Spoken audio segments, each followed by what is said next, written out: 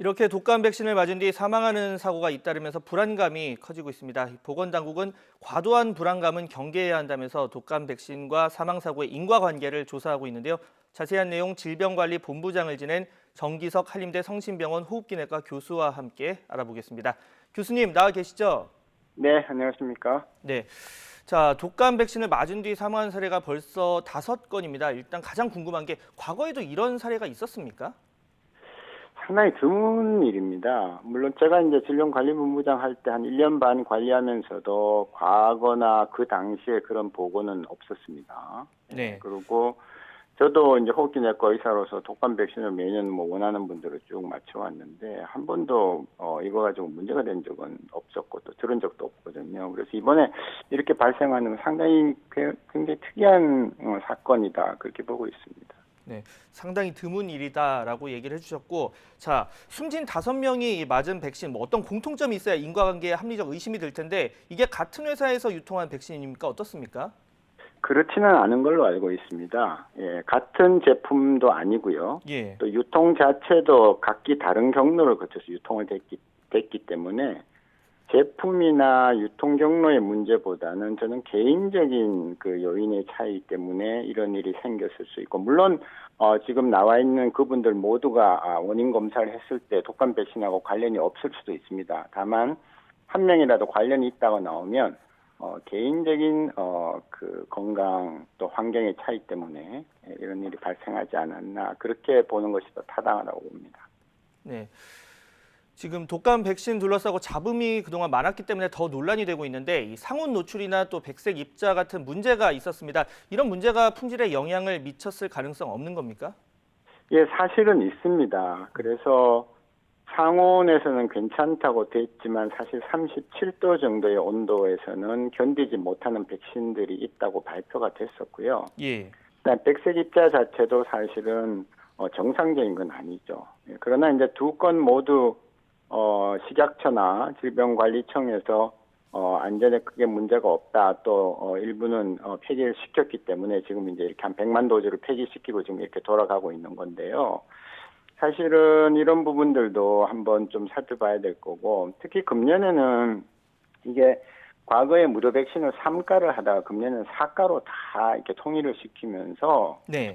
조금 더 알레르기나 과민 반응이 나타나는 게 아닌가 하는 그런 우려도 있습니다. 물론 이제 모든 것은 지금 이제 그 정부에서 진상조사를 해서 명명백백히 밝혀야 된다고 생각합니다. 네, 이게 사가 백신으로 바뀌면서 좀 더 이상 반응이 있었을 가능성이 있다 이런 얘기를 해주셨는데 지금 뭐 고령자나 기저질환 있는 분, 그러니까 60대 이상이 4명입니다. 그런데 한 명 숨진 최초로 숨진 사람은 17살 학생이었습니다. 이건 어떻게 봐야 될까요? 저는 첫 케이스를 보고는 아니라고 생각을 했고요. 가능성은 매우 떨어진다. 왜냐하면 이틀 뒤에 사망을 했고 그 학생이 평소에 건강하면서 자기가 문제가 생기면 병원을 찾을 정도의 상황이었다고 보기 때문에 예. 아니라고 보는 것이고요. 저는 그것도 물론 결과가 나와야 알겠지만 나머지 지금 고령층의 건에 대해서는 상당히 근접해 있다. 아니라고는 도저히 얘기 못하겠다라는 우려가 있어서 저도 상당히 좀 이거 결과가 어떻게 나오나 하고 좀 예의주시를 해야 된다고 보고 있습니다. 네, 그러니까 고령층은 조금 더 인과관계가 있을 가능성에 대해서 배제할 수 없다 이런 얘기를 해주셨고, 자 일단 지금 방역 당국은 사망과 이 백신 사이의 연관성은 없는 것으로 보는 분위기입니다. 이 부분 어떻게 평가를 하십니까? 일단 이거를 방역 당국에서 있다고 얘기를 하면은 대혼란이 오겠죠. 일단 국가 백신 사업이나 지금 가장 중요한 독감 백신 자체를 중단해야 되니까. 그러나 네. 저는 지금 그다음 환자들에 대해서 전수로 부검이 들어가고 아주 빠른 시간 내에 이 인과관계를 밝혀서 국민들을 안심하게 해줘야 되는 것이 정부의 역할이라고 보는 겁니다. 저는 연관이 전혀 없다고는 얘기할 수가 없습니다. 특히 5시간 만에 사망한 분 같은 경우, 그다음에 하루 만에 사망하신 분 같은 경우는 우리가 제일 지금 우려하고 예측하기 힘든 아나필락시스에 의한 사망의 가능성이 충분히 있기 때문에 반드시 끝까지 찾아서 밝히고 투명하게 다 공개를 해야 되는 그런 부분이라고 생각합니다. 네.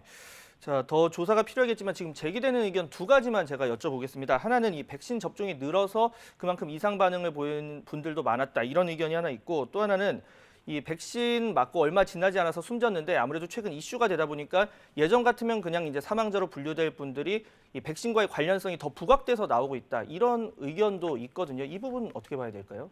네, 저도 그 부분엔 동의합니다. 그러나 백신 접종이 늘었다는 것은 그전에도 한 2천만 도즈 정도는 했고요. 예. 지금도 아직까지 다 접종한 게 아니기 때문에 숫자가 갑자기 늘어서 이렇게 많이 보고되는 일은 없고 차라리 이 관심이 높아졌기 때문에 독감 백신 갖고 지금 온 국민이 다 알고 있지 않습니까?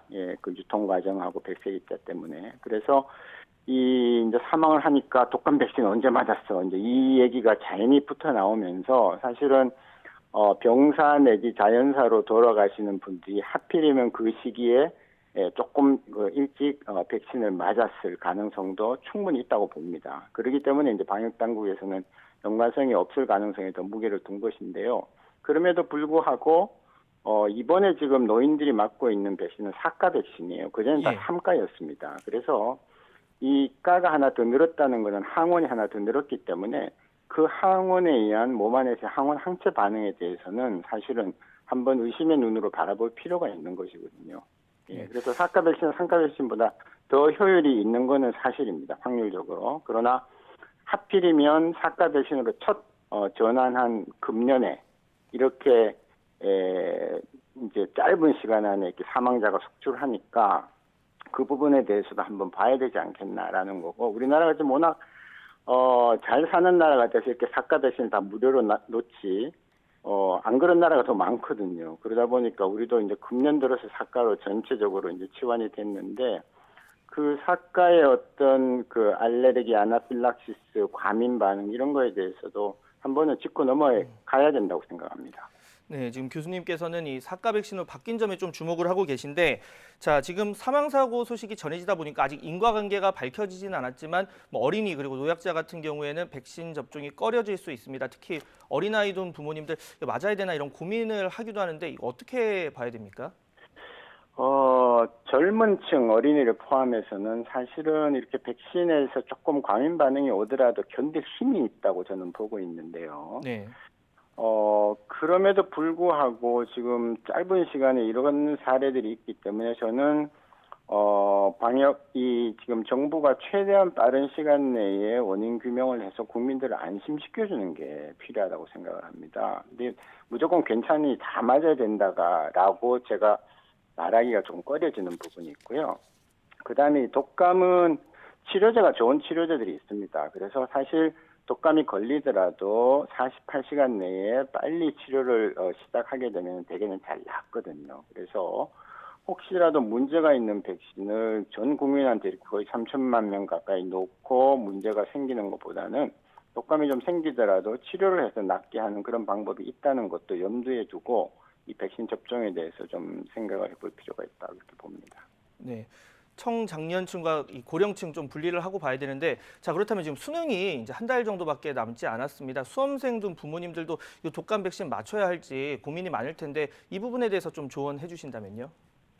수험생들은 가장 건강한 연령층이고 또 특별히 외부 활동이 많지 않기 때문에 맞으시는 게 아마 좀 독감 때문에 마침 수능날 또는 수능 전에 그 학업 그 성적에 좀 지장이 있는 것을 막을 수 있지 않나 그렇게 봅니다. 왜냐하면 제가 뭐 사과 언급도 드렸고 뭐 했지만 이때까지 10년 이상 아무런 탈도 없이 지내왔던 이 독감 백신이 갑자기 이렇게 사망률을 높이고 하거나 그러지는 않으리라고 보는 것이거든요. 그래서 조심스럽지만 뭐 좀 대사를 앞두고 그런 일을 그 병에 걸리면 안 된다, 열이 나면 안 된다 하는 그런 고3생들은 수험생들은 독감 백신을 이기에 맞아 두는 게 어떨까 그렇게 조심스럽게 권해 봅니다.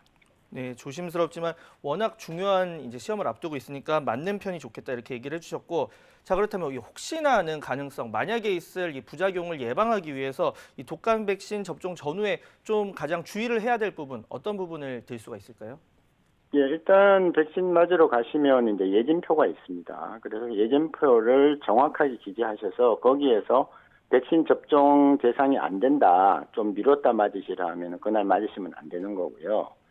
그 다음에 백신뿐만 아니라 모든 주사는 맞고 나면 맞은 그 의료기관에서 한 30분간은 머무셔야 돼요. 네. 왜냐하면 급작스러운 알레르기 반응이나 또 쇼크 같은 거. 이제 그 좀 아까 나왔지만 이제 아이들이 실신했다 하는 것은 그 주사 바늘에 의해서 그 양리 작용이 아니라 주사 바늘에 의한 정신적인 쇼크 때문에 실신하는 것이거든요. 그래서 그런 것들을 다 이제 관리하기 위해서 의료기관에서 맞는 거니까 맞고 나서 바로 나오시지 마시고 30분간은 내부에서 머무시라. 그렇게 하고 싶고 또 하나는 한 1일까지만 잘 넘어가면 큰 탈은 없다고 봅니다. 왜냐하면 아나필락시스라는 게 빨리 올 때는 1시간 안에 오지만 늦게 올 때는 한 반나절 만에 오는 수도 있거든요. 그래서 1일간은 과한 활동을 하지 마시고 특히 이제 노약자분들은 그리고 연락이 되는 전화 연락을 해서 자기를 구해줄 수 있는 사람을 좀 연락처를 좀 잘 갖고 계시다가 좀 몸이 이상하면 전화해가지고 얼른 연락해서 조치를 받을 수 있도록 그렇게 준비를 하시면 뭐 철저한 준비가 되지 않나 그렇게 봅니다. 네. 맞고 바로 가지 마시고 그러니까 30분 정도는 경과를 보는 게 좋고 이 하루만 넘어가면 큰 문제는 없으니 하루 정도는 과한 활동하지 않으면서 비상 연락망 잘 관리하라는 말씀까지 들어봤습니다. 자, 지금까지 이 질병관리본부장 지냈던 정기석 한림대 성심병원 호흡기내과 교수와 함께 독감 백신 관련 내용 알아봤습니다. 오늘 말씀 감사합니다. 네, 감사합니다.